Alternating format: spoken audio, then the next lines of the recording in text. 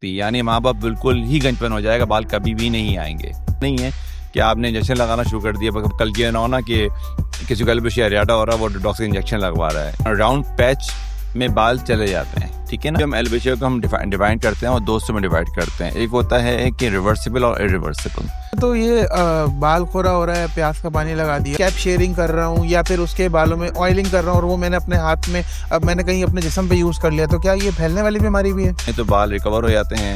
Alopecia होता क्या है और किन किन वजूहात के बायस होता है? फीमेल्स के अंदर मोस्ट कॉमन जो एलोपेशिया होती है उसकी वजूहत होती है। कुछ लोग कहते हैं कि बाल खोरा हो गया, वो भी एलोपेशिया है। कुछ पेशेंट जो भी आता है हमारे पास ना, उसको कंफ्यूजन होती है, सर मुझे एलोपेशिया हो गया, एलोपेशिया हो गया। तो अस्सलाम वालेकुम, एक बार फिर मौजूद है डम एमडी केयर में डॉक्टर अदील के साथ। आज का जो हमारा टॉपिक है वो बेसिकली एलोपेशिया एरेटा के बारे में है।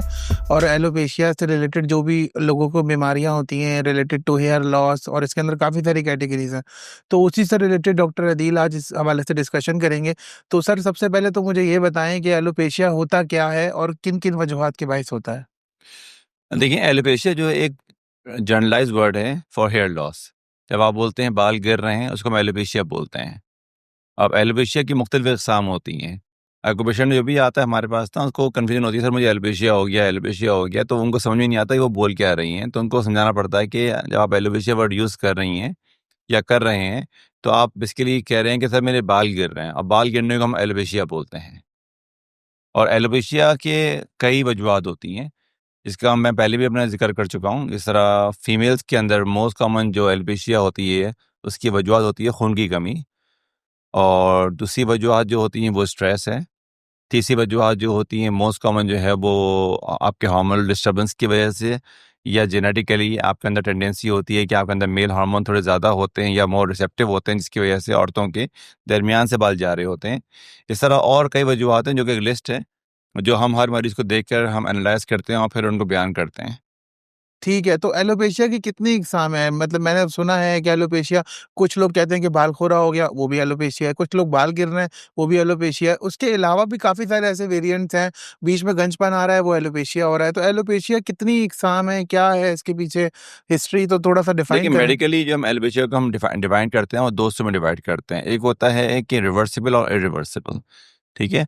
और रिवर्सिबल की जैसे वजूहत मैंने आपको बता चुका हूँ, खून की कमी, आपका stress, male pattern hair loss, ये सारी वजूहत तो मोस्ट कॉमन हैं जो कि रिवर्सिबल होते हैं, जिनको हम सही कर सकते हैं एक हद तक।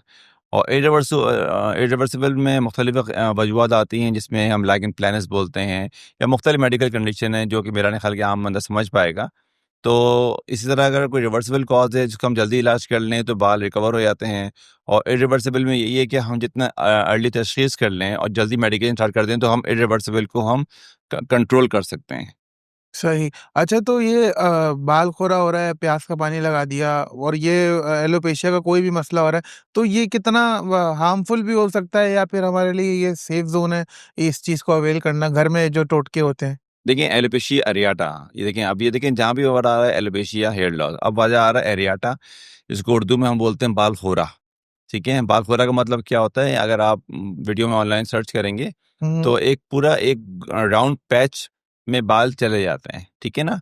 और उसको बोलते हैं बाल खोरा, तो खोर के खा लिए गए बाल उस जगह से, है ना। तो ये और ये रिवर्सिबल कंडीशन है एक हद तक। ठीक है ना। और ये बहुत कॉमन है बच्चों में, बच्चों से मतलब आप समझ लेंगे 12-13 साल के बच्चों में और लेटर उम्र में भी, और ये रिवर्सिबल है, लेकिन ये रिकरेंट होता है। और इसकी जो बेसिक वजूहत हैं एलोपेशिया एरियाटा की, ये ऑटो इम्यून प्रोसेस है। अच्छा, ऑटो इम्यून का मतलब क्या होता है कि जैसे हमारी बॉडी है, जैसे हमें बैक्टीरियल इन्फेक्शन होता है, कोई वायरस आता है, तो हमारी बॉडी जो है, हमारी इम्यूनिटी जो है ना, वो समझती है ये बैक्टीरिया जो है बाहर से आया है, उसको खा जाओ। तो ये नॉर्मल हमारी इम्यूनिटी है। ऑटो इम्यूनिटी इसको बोलते हैं कि हमारी बॉडी हमारी अपनी जिस्म को समझती है, कि नॉर्मली समझती है कि ये चीज़ अपनी इसको खाना नहीं है, लेकिन वो जब अपनी स्ट्रक्चर्स को, यानी अगर एलोपेशिया एरियाटा में देख लें, तो वो पर्टिकुलर हेयर फॉलिकल को समझती है कि ये हेयर हमारी बॉडी का हिस्सा नहीं है, इसको खा जाओ। इसको बोलते हैं ऑटो इम्यूनिटी। और ऑटो इम्यूनिटी होती क्यों है, इसकी कोई खास वजूहत नहीं है। जेनेटिक भी होती है, और ख़ानदान में भी होता है, और कभी कभी मेजॉरिटी में भी कोई वजूहत नहीं होती हैं। तो इसको एलोपेशिया एरियाटा बोलते हैं। और इसकी कई किस्म है, इसका इकसाम बोल सकते हैं। तो डिपेंड करता है, अगर लोकलाइज है तो हम एलोपेशिया एरियाटा बोलते हैं, थोड़ा और बढ़ जाए टोटैलिस बोलते हैं, पूरी जिस्म में हर जगह होता है यूनिवर्सैलिस बोलते हैं। लेकिन ये वर्ड्स हैं किसकी सेवेरिटी को डिफाइन करने के लिए। सही। अच्छा, एक सवाल हमारा स्किप हो गया, जैसे कि मैंने आपसे कहा था कि प्याज के पानी का बड़ा कॉन्सेप्ट है एलोपेशिया के लिए लोग लगाते हैं, अरेराटा के प्रोसेस के लिए। जैसे कि हमें एयर चले गए, उस जगह पे पैच है वो आ जाएगा। तो ऐसा क्या है मुनासिब ये चीज़ फ़ॉलो देखिए करनी? मतलब वही आता है ना कि हम लोग ज़्यादातर जो है ना हम यूट्यूब देखते हैं, रील्स देखते हैं ना, उसके अंदर बेसिकली मेजॉरिटी में जो है ना प्याज वाला फार्मूला, क्योंकि उसका हिकमत में हो मुझे नहीं मालूम, प्याज वाले फार्मूले को ये लोग बहुत ज़्यादा, मेजॉरिटी मेरे पास जो मरीज आते हैं ना, 95% मरीज प्याज वाला हमला लगा कर आते हैं, क्योंकि उनको यूट्यूब वगैरह में देखते हैं, वो बोलते हैं प्याज लगाएंगे बाल आ जाएंगे, ठीक है ना। तो नंबर वन, प्याज वाला फॉर्मूला जो है ना, is very effective for alopecia areata but not for other alopecia, क्योंकि जो प्याज है, कैस्टर ऑयल है, ये हमारे बालों को इरिटेट करते हैं, हमारे हेयर फॉलिकल को इरिटेट करते हैं। एलोपेशिया एरियाटा में क्या होता है, हमारे बाल जा चुके होते हैं और हम उसको एक तरीके से इरिटेट करके बाल को दोबारा जगाने की कोशिश कर, हेयर फॉलिकल्स को दोबारा रीग्रो करने की कोशिश कर रहे होते हैं। तो अगर आप प्याज वाला फॉर्मूला अब एलोपेशिया एरियाटा में कर रहे हैं, डेफिनेटली वेरी इफेक्टिव। लेकिन आप प्याज वाला फॉर्मूला और बीमारी में कर रहे हैं, किसी को खून की कमी है, आप उसमें बाल प्याज लगा रहे हैं, नुकसान तो नहीं होगा लेकिन डेफिनेटली फ़ायदा नहीं होगा।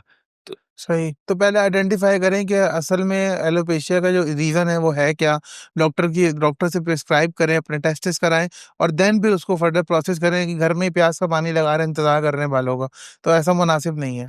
देखिए, हर चीज़ की तशख़ीस बहुत ज़रूरी है। जिस तरह मैं पहले भी कह चुका हूँ कि हमारे यहाँ मुख्तलिफ़ क्लिनिक्स के अंदर पाकिस्तान के में ख़ास तौर पे जितने एस्थेटिक क्लिनिक खुले हुए हैं, तो वो बाल देखते हैं, जब आप शिकायत करते हैं मुझे एलोपेशिया हो रहा है, तो उनका पहला होता है कि साहब एक्सोम करवा लें, पीआरपी करवा लें, और बगैर किसी तशख़ीस के। इसमें फ़ायदा ये उनका ये होता है कि उनको तो प्रोसीजर करना है, डेफ़िनेटली प्रोसीजर से मरीज़ भी खुश होता है कि जो मेरा कुछ काम हो रहा है।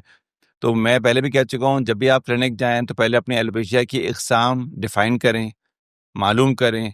जब मालूम हो जाए तो उसको ट्रीटमेंट को फ़ॉलो करें और उसके साथ आप एक्सोम, पीआरपी या जो भी करवाने साथ करवाएँ। इसीलिए तशख़ीस करना बहुत ज़रूरी है। बगैर तशख़ीस किए आप एक्सोम वगैरह करा तो लेंगे और हो सकता है फ़ायदा भी हो जाए, लेकिन वाली बात है कि एक प्रोसीजर सस्ते प्रोसीजर तो है नहीं, चाहे पीआरपी हो, एक्सोम्स हो। जी। और जब किसी में खून की कमी है, अगर वो आयरन की गोली खाने से बाल आ जाते हैं, तो why you wasting so much money? अच्छा, ये तो चले अदर्स हो गए एलोपेशिया के जो रीज़न्स हैं, जो बाल खोरा वाला इश्यू है, इसके लिए कोई ऐसी मतलब अब तक जस्टिफ़ाई नहीं हो सका कि ये होता क्यों है स्पेशली? देखिए, किन एरियाटा चीज़ों के का अंदर एहतियात ज़रूरी है? एरियाटा के अंदर देखिए कोई भी ऐसा फैक्टर नहीं है जिसको हम प्रिवेंट कर सकें, नंबर 1। बस ये दिमाग में रख लें, रूल ऑफ 33%। जिसको भी बाल खो रहा होगा, 33% चांस है कि बाल खुद ब खुद आ जाएँ आपके। 33% चांस है कि बाल दवाइयों से आ जाएँ और 33 चांस है कि बाल आपके दोबारा कभी भी नहीं आएँ।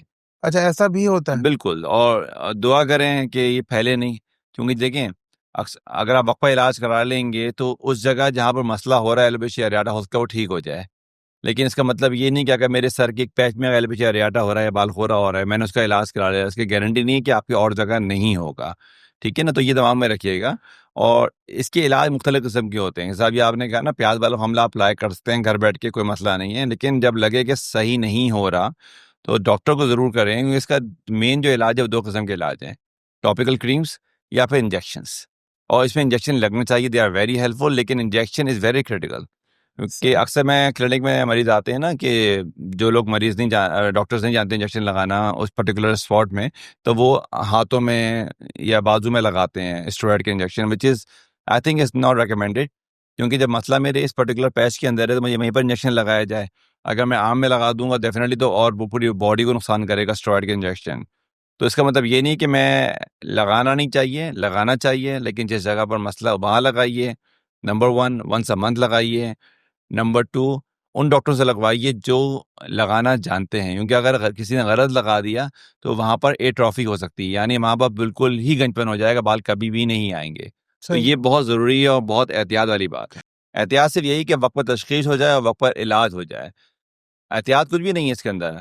बस ये ज़रूर कहूँगा कि ऑटो इम्यून प्रोसेस है, इसका बेहतरीन इलाज सिर्फ़ यही है कि एक तो डॉक्टर को दिखाइए, नंबर 2 अपनी इम्यूनिटी को अच्छा कीजिए। जितनी इम्यूनिटी अच्छी रहेगी, और इम्यूनिटी कैसे अच्छा करेंगे? अच्छा खाएँ। पानी बेइंतहा पिएँ और बाहर के खाने से बचें। जितनी इम्यूनिटी हो, बॉडी को डिटॉक्सिफ़ाई करें। इस पे ख़ास तौर पर डिटॉक्स के इंजेक्शन जो हैं ग्लूटाथायोन वगैरह के, ये भी थोड़े बहुत हेल्पफुल हो सकते हैं, कि बॉडी में टॉक्सिन को रिलीज़ कराते हैं, डेफ़िनेटली आपकी इम्यूनिटी को अच्छा करते हैं। वज़न कम करें, हेल्दी खाएँ, ये सब चीज़ें ऑटो इम्यून प्रोसेस में काफ़ी हेल्प करती हैं। लेकिन इसको एक डायरेक्ट लिंक नहीं है कि आपने इंजेक्शन लगाना शुरू कर दिया, कल ये ना हो ना कि किसी को एलोपेशिया एरियाटा हो रहा है, वो डॉक्टर से इंजेक्शन लगवा रहा है। इसका कतई मतलब ये नहीं है। इसका मतलब सिर्फ यही है कि अपनी सेहत को, ओवरऑल हेल्थ को अच्छा रखिए। तो उम्मीद है इंशाल्लाह ये कंट्रोल में आ जाए। ठीक है, थैंक यू सो मच। आप सब लोगों को उम्मीद है कि एलोपेशिया के बारे में डिटेल्स पता चली होंगी।